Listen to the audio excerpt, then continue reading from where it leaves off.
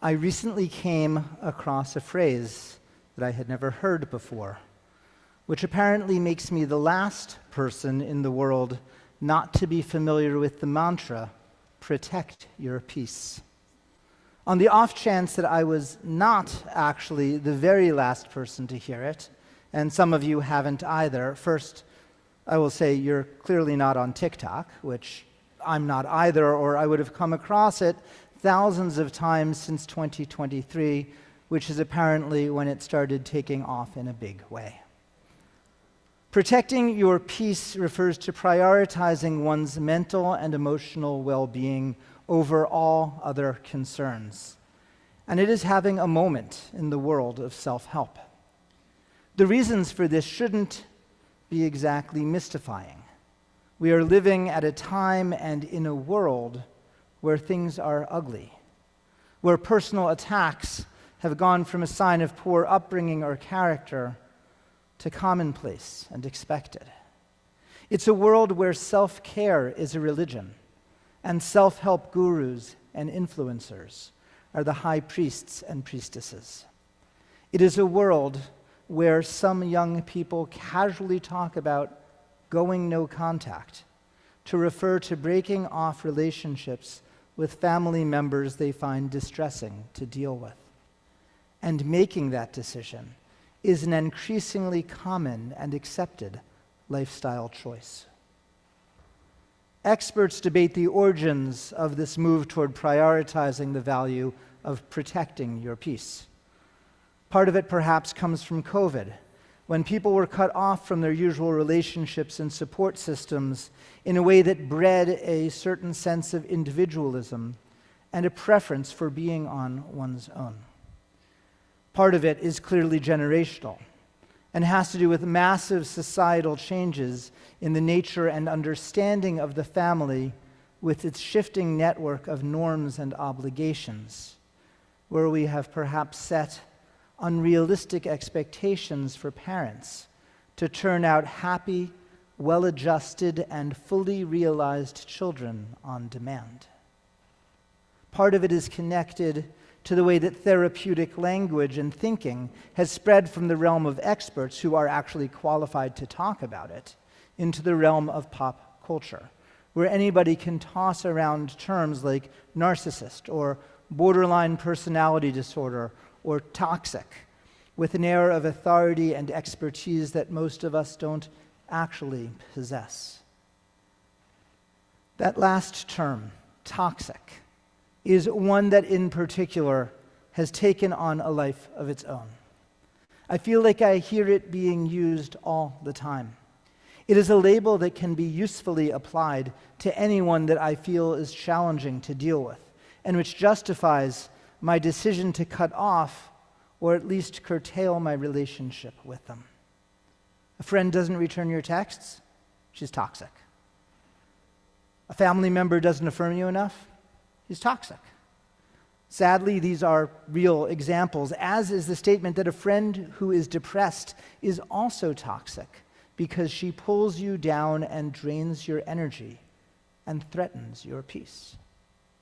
And when that happens, the online gurus will tell you the solution is clear. As Scary Mommy, a parenting site which has 4.5 million followers on Facebook and another 2.5 million on Instagram, puts it, if a relationship is hurting you and affecting your well-being, that's not okay. Even if it's a close family member, it's okay to end a toxic relationship without guilt. It's not easy, but it might be the healthiest decision you ever make.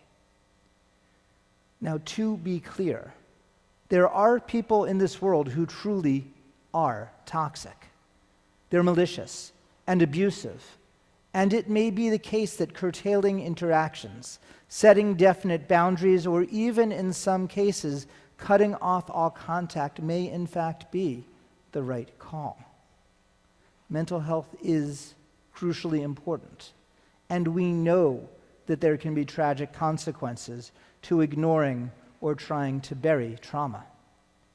But it's also dangerous to go to the other extreme, to place creating a pleasant and frictionless existence as the greatest good, and thus justify cutting out anyone who doesn't further that goal.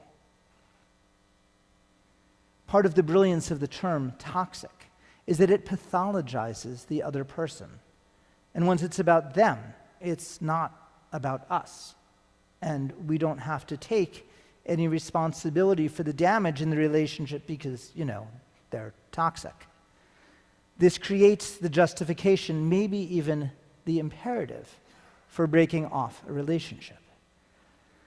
As journalist Ali Volpe puts it, in our current culture, severing ties with a supposedly toxic person or family member is seen by some as a noble pursuit, an act of self-love and protection.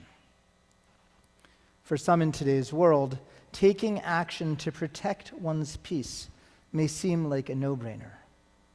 But things are seldom so simple. And Judaism is a tradition that insists we take responsibility for staying engaged and not just walking away. It might be about hanging in with a challenging or less than ideal relationship, and it might also be about hanging in with ourselves, examining our own behaviors, and taking responsibility for any part that we might have to play in a dysfunctional dynamic. Yom Kippur, after all, isn't about pointing fingers or avoiding our own faults and our own shortcomings, but rather about acknowledging them and owning up to them, even when it may be painful. As our liturgy puts it, we are neither so arrogant nor so stubborn as to declare that we are righteous and have not sinned, for indeed we have sinned.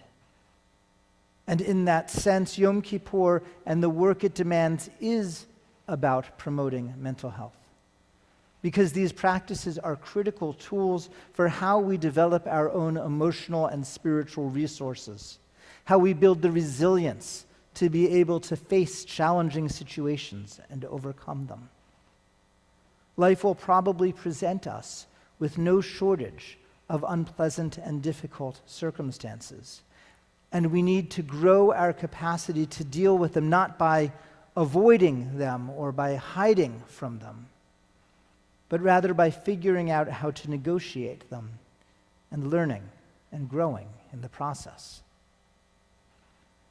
In the realm of interpersonal relationships, I don't think we do ourselves any favors when we idealize relationships that are entirely free of friction, because when we do, we set unrealistic expectations and deny ourselves opportunities to grow and strengthen our connections.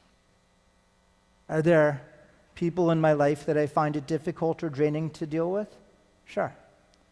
Are there people that I let go through to voicemail because I don't have the energy to talk with them at exactly the moment that they want to connect? Yes, there are. Because setting some boundaries is both understandable and healthy. But the point is, I do call them back. And I do stick it out with challenging relationships, even if I sometimes take steps to protect myself, like centering myself before a conversation or choosing not to share certain types of personal information. Taking these steps keeps me in relationship, keeps me engaged, allows for uncovering and creating new opportunities and openings and possibilities. It is a form of grace extended to another person who may rub me the wrong way, but is nonetheless well-intentioned and worthy. And I pray this grace comes back to me as well, in the form of other people also being patient with me, and not just writing me off when they find me difficult. Psychologist Joshua Coleman, a senior fellow at the Council on Contemporary Families at UT Austin, despairs, "Protecting my mental health has become the new moral framework.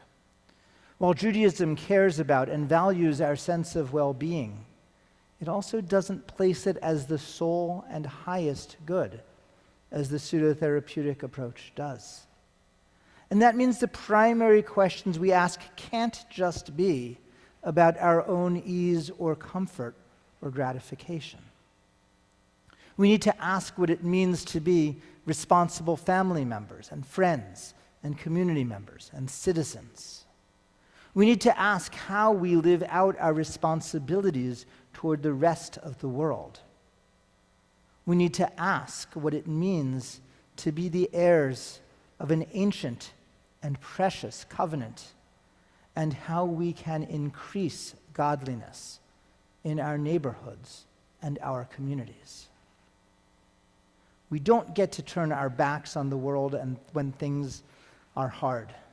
Judaism demands that we be engaged and do our small part for tikkun olam, of helping to bring the world to the fully created state that God wishes for it. As Rabbi Tarfon famously said in Pirkei Avot, the ethics of our ancestors, we are not obligated to complete the work, but neither are we free to desist from taking part in it. And doing the work does require a degree of self-care along the way, of joy and gratitude. But the self-care isn't the goal, the greatest end, for we are in the service to something much larger than ourselves. We are living in a world where 29% of Americans, more than 1 in 4, report being estranged from at least one immediate family member. A world where people are growing increasingly isolated and withdrawn into their screens, where, as I discussed on the second day of Rosh Hashanah, 70% of teens are turning to AI chatbots for companionship, including a significant percentage that rely on ChatGPT for emotional and mental health support. Where people are literally being labeled online as heroes for having the courage not to attend their own parents' funerals, as recently happened in the New York Times. A world where the strong connections of family and community and institutions have been fading, and where increasing numbers of people are unwilling to put themselves in the uncomfortable and challenging situations necessary to cultivate and develop the resilience in which true mental well-being is rooted. I saw something a few weeks ago that showed up in my news feed that made my jaw drop. It was formatted like an inspirational quote. You know, the type, words floating in front of a background of the sun setting over the mountains, right? The quote reads, "Forgive them even if they aren't sorry. Let them be right if that's what they need. Send them love and send them off. Don't tie yourself to small-mindedness. It will steal your well-being."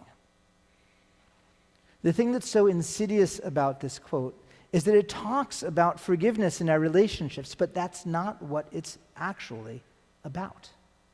Forgiveness becomes code for separation. I'm not going to stay mad with someone. I'll just avoid having anything to do with them. I'll send them love and send them off in order to avoid having to deal with people who threaten my well-being, my peace. That's not forgiveness. That's disengagement. Yom Kippur is about forgiveness, which means Yom Kippur is about hanging in. Yom Kippur calls us to be engaged in our relationships and in the world and in ourselves. Yom Kippur demands that we confront things that are difficult rather than turning away. And this includes making an honest and searching assessment of our souls and acknowledging and taking responsibility for when we have come up short. We acknowledge our inadequacies not as a way of beating up on ourselves or trying to make ourselves feel bad, but as a way to encourage ourselves to do better next time, to confront our issues and learn and grow in the process. We seek forgiveness for our faults and shortcomings and try to do the same for those of others. Yom Kippur isn't easy. Hanging in isn't easy. Engaging isn't easy. What's easy is opting out. What's easy is making excuses. What's easy is labeling others toxic. On this Yom Kippur, we pray for the courage to face ourselves and face the world honestly and wholly. We pray for the will and the insight to overcome the challenges we face and to live lives of honesty, accountability, and truth. To find peace in letting others in rather than by keeping them out. Let us turn bravely inward this day for the sake of turning outward tomorrow with purpose and resolve. To allow ourselves to be present to the world in all its glory, pain, hardship, and hope.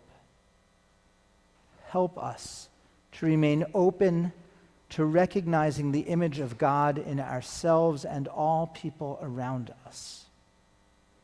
And may this help seal us and them for goodness and for peace in the new year.